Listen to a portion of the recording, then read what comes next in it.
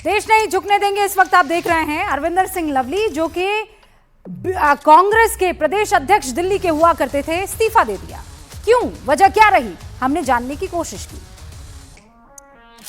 और इस वक्त हमारे साथ अरविंदर सिंह लवली साहब जुड़ चुके हैं, जिनके आगे अब पूर्व लगाना इसलिए जरूरी है क्योंकि कांग्रेस के पद से उन्होंने इस्तीफा दिया है, जिम्मेदारी से इस्तीफा दे दिया है, जो उन्हें कुछ टाइम पहले ही सौंपी गई थी। इनफैक्ट 31/8/2023 को उनको ये जिम्मेदारी सौंपी गई थी कि वो दिल्ली प्रदेश कांग्रेस कमेटी को हेड करेंगे, यानी दिल्ली के प्रदेश अध्यक्ष रहेंगे। लेकिन कल ही उन्होंने सबको चौंका दिया अपने पद से इस्तीफा देकर। बहुत बहुत स्वागत है अरविंदर सिंह लवली साहब आपका।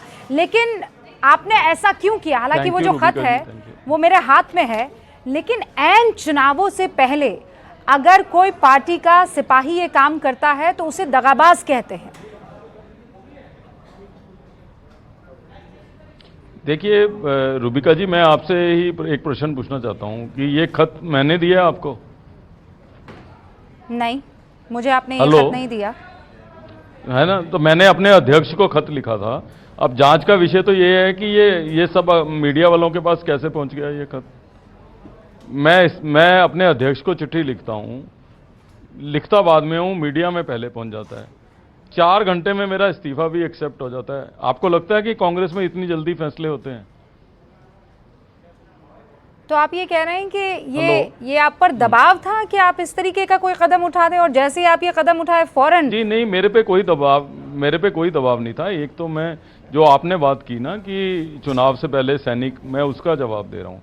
मैंने अपने अध्यक्ष को चिट्ठी लिखी थी और मैंने केवल इतना लिखा था कि मैं असमर्थ हूं इन हालात में कार्यकर्ता को साथ लेके चलने में। आप पर फिर ये आरोप लग रहे हैं कि आपकी एक अपनी कोठरी, आप लोग सब पुराने लोग हैं, आप चाहते ही नहीं है कि कांग्रेस जो है वो आगे बढ़े, और इसीलिए आप अपने पुराने मिनिस्टर पर और चीफ मिनिस्टर के बेटे पर कार्रवाई करने से बच रहे हैं, क्योंकि आप लोग पुराने लोग हैं, नए लोगों को आगे आने नहीं देना चाहते हैं। रूबिका जी, नए लोग आए ना, पुरानों को फांसी चढ़ा दो तो जाओगे कहाँ? आप ये बताइए कि जनवरी में मैं अध्यक्ष बनाऊं, जनवरी कह रहा हूं, सॉरी, सितंबर में मैं अध्यक्ष बनाऊं। हाँ, सितंबर, ठीक है जी। सितंबर से आप पिछले 5 साल में आप अपने चैनल को उठा लीजिए कि दिल्ली प्रदेश कांग्रेस कमेटी ने एक भी कार्यक्रम किया है 5 सालों में। सितंबर में मैं अध्यक्ष बना, उसके बाद हर महीने हर लोकसभा में बड़ी रैली हुई। खड़गे जी अध्यक्ष बने, उन्होंने अपने जीवन में 2 रैलियां कांग्रेस दिल्ली प्रदेश कांग्रेस कमेटी की 2 रैलियां उन्होंने एड्रेस की हैं। एक जो है जंतर मंतर पे, एक मैं उनको जमुना पार ले गया था। ये दोनों रैलियां इन 5 महीने में करी हैं।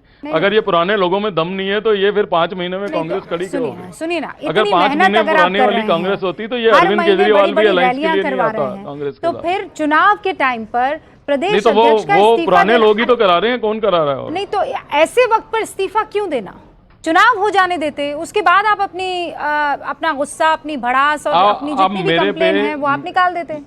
मैं उसी पे आ रहा हूं। एक प्रेस कॉन्फ्रेंस हुई, देखिए मैंने एक तो ये कैंडिडेट डिक्लेयर हुए, मुझे officially as a PCC president intimate भी नहीं किया गया। पीसीसी की कुछ तो डिग्निटी मेंटेन होनी चाहिए। मुझे कैंडिडेट्स पे कोई ऑब्जेक्शन नहीं है और पूरा हाईकमान का प्रेरोगेटिव है कि वो जिसको मर्जी टिकट दें। चलिए, वो भी अनाउंस हो गए।